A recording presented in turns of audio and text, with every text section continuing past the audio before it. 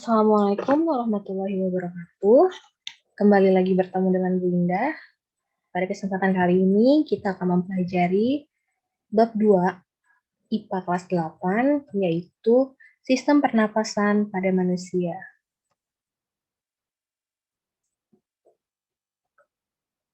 Sebelum memulai pembelajaran, tujuan dari bab sistem pernapasan pada manusia ini, peserta didik diharapkan mampu, yang pertama, memahami tentang struktur dan fungsi sistem pernapasan pada manusia. Yang kedua, mengidentifikasikan mekanisme pernapasan dada dan pernapasan perut. Dan yang ketiga adalah kalian mampu menjelaskan macam-macam gangguan sistem pernapasan dan upaya pencegahan dan penanggulangan penyakitnya. Sebelum masuk ke pembahasan, Bu Indah mau ngasih tahu kalau video bab sistem pernapasan ini akan dibagi menjadi dua, di mana video yang pertama kita akan membahas mengenai struktur dan fungsi sistem pernapasan manusia, dan video kedua nanti yang akan Bu Indah upload minggu depan, kita akan membahas mengenai gangguan pada sistem pernapasan manusia dan upaya untuk mencegah atau menanggulanginya. Oke, mari kita masuk ke pembahasannya. Struktur dan fungsi pernapasan pada manusia. Sistem pernapasan pada manusia ini dikenal juga dengan proses yang namanya respirasi. Jadi proses pernapasan atau respirasi itu dapat diartikan sebagai proses menghirup oksigen dari udara serta mengeluarkan karbon dioksida dan uap air. Sistem pernapasan pada manusia mencakup dua proses, yaitu proses eksternal dan proses internal, di mana proses eksternal adalah pertukaran oksigen dan karbon dioksida dalam gelembung paru-paru atau alveolus dengan darah dalam kapiler. Sedangkan proses pernapasan internal adalah pertukaran oksigen dan karbon dioksida antara darah dalam kapiler dengan sel-sel jaringan tubuh. Organ pernapasan pada manusia. Di kelas 7 kalian sudah mempelajari mengenai sistem organ. Salah satunya adalah organ pernapasan pada manusia. Nah, manusia bernapas secara tidak langsung. Artinya, udara masuk berdifusi secara langsung ke dalam tubuh melalui permukaan kulit. Pada pernapasan tidak langsung, udara akan masuk ke dalam tubuh melalui alat-alat pernapasan. Secara sederhananya, bernapas adalah menghirup oksigen dan mengeluarkan karbon dioksida. Dalam tubuh manusia terdapat beberapa organ yang berperan dalam sistem pernapasan dengan fungsinya masing-masing. Organ yang pertama adalah rongga hidung. Di dalam rongga hidung terdapat bulu-bulu halus yang berfungsi untuk menyaring udara sebelum masuk ke dalam tubuh. Nah, inilah yang menyebabkan bernapas dengan hidung akan lebih sehat dibandingkan bernapas dengan menggunakan mulut.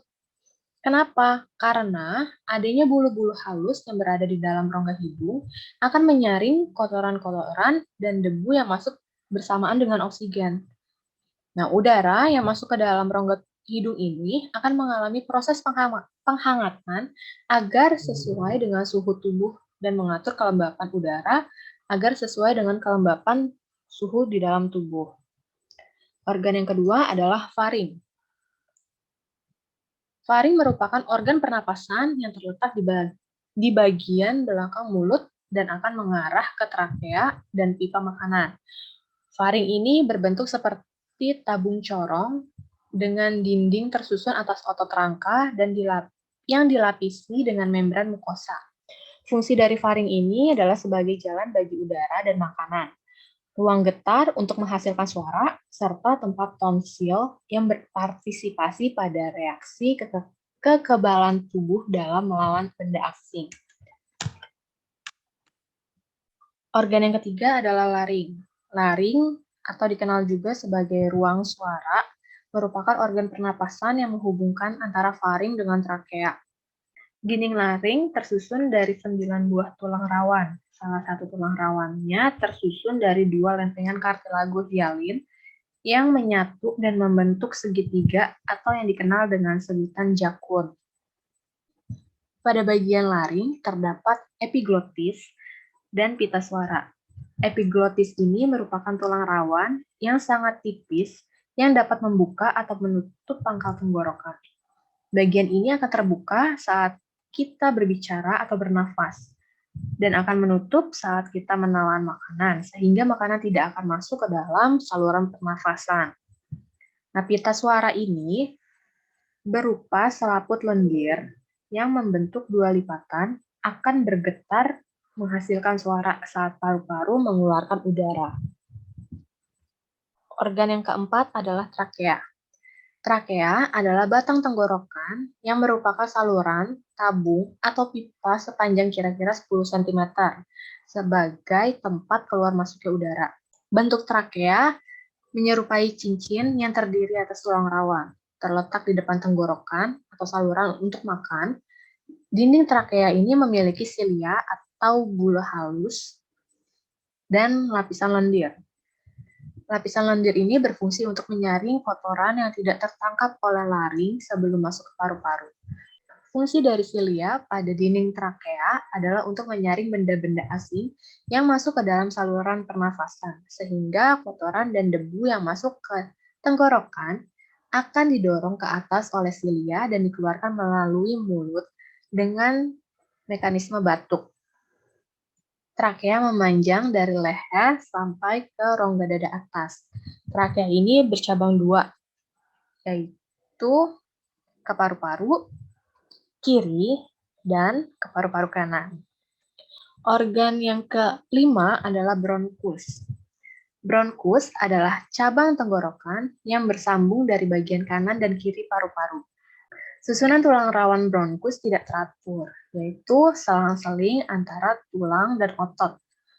Fungsi dari bronkus adalah sebagai penyaring udara sekunder. Organ yang keenam adalah bronkiolus. Bronkiolus merupakan percabangan dari bronkus.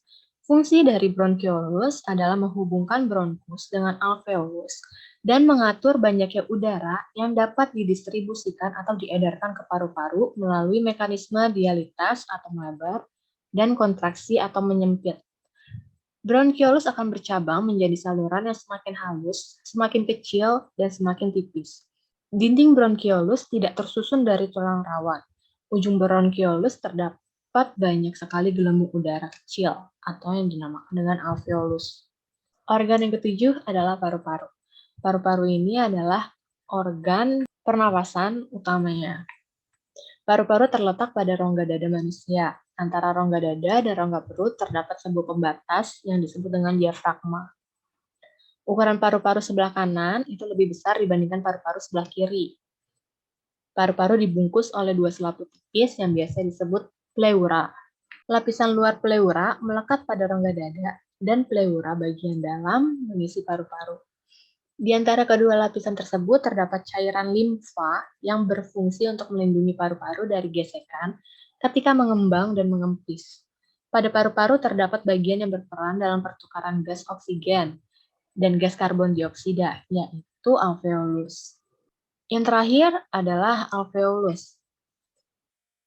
Pada ujung bronkus terdapat gelembung-gelembung kecil yang berisi udara yang dikenal dengan alveolus atau alveoli. Pada dinding alveoli yang tipis terjadi pertukaran gas oksigen dengan gas sisa metabolisme atau karbon dioksida dengan pembuluh darah kapiler. Pertukaran gas terjadi melalui mekanisme difusi. Oksigen dalam alveolus akan diserap oleh pembuluh kapiler dan gas karbon dioksida akan masuk, dikeluarkan melalui hidung. Selanjutnya ada mekanisme pernapasan pada manusia. Pernapasan pada manusia terjadi melalui dua proses, yaitu respirasi atau menghirup udara dan ekspirasi atau menghembuskan udara. Berdasarkan otot-otot yang berkontraksi, mekanisme dibedakan menjadi dua, yaitu pernapasan dada dan pernapasan perut. Yang pertama ada pernapasan dada. Proses inspirasi pada pernapasan dada diawali dengan berkontraksinya otot antara tulang rusuk, sehingga tulang rusuk terangkat rongga dada membesar, dan paru-paru akan mengembang. Paru-paru yang mengembang menyebabkan tekanan udara dalam rongga paru-paru menjadi lebih rendah dari tekanan udara luar. Akibatnya, udara luar akan masuk ke dalam paru. Sebaliknya, proses ekspirasi berlangsung pada saat otot antar tulang rusuk berelaksasi, sehingga tulang rusuk akan turun kembali. Sehingga rongga dada menyempit dan paru-paru mengecil. Paru-paru yang mengecil menyebabkan tekanan udara dalam rongga paru-paru menjadi lebih tinggi dari tekanan udara luar, sehingga udara keluar dari paru-paru. Yang kedua, ada pernapasan perut.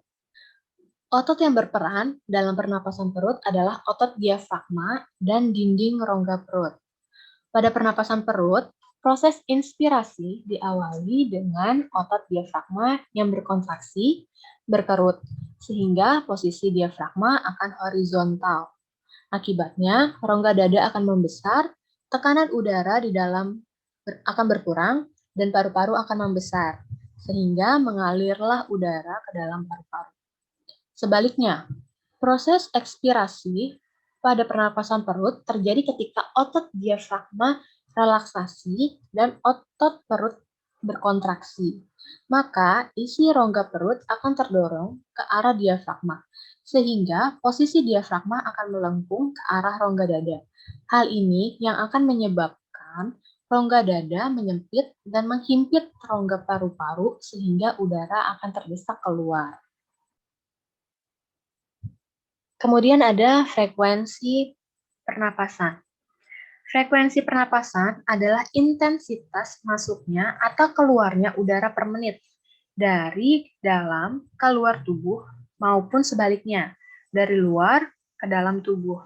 Pada umumnya, intensitas pernapasan pada manusia berkisar antara 16 sampai 18 kali per menit.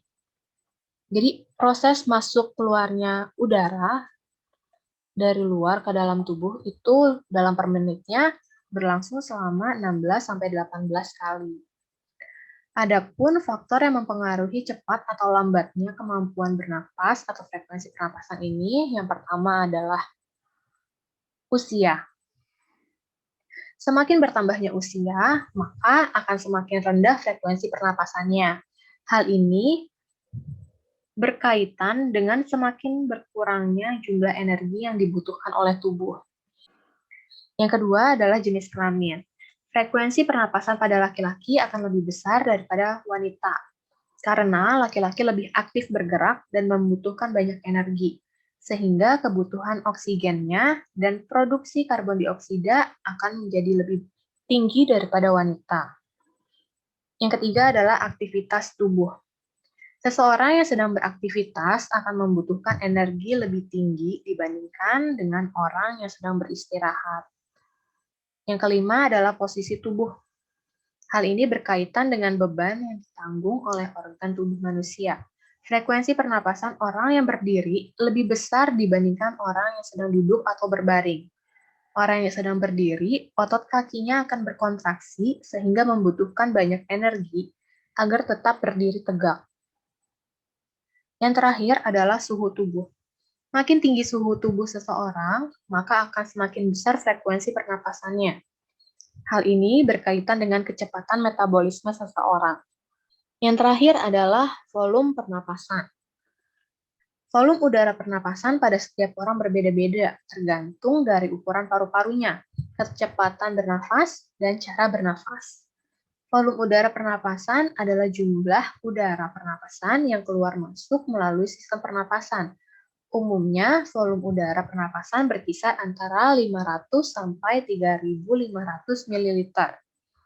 Di mana dari 500 ml udara yang dihirup, hanya 300 ml saja yang sampai di alveolus. Sisanya hanya sampai pada saluran pernafasan.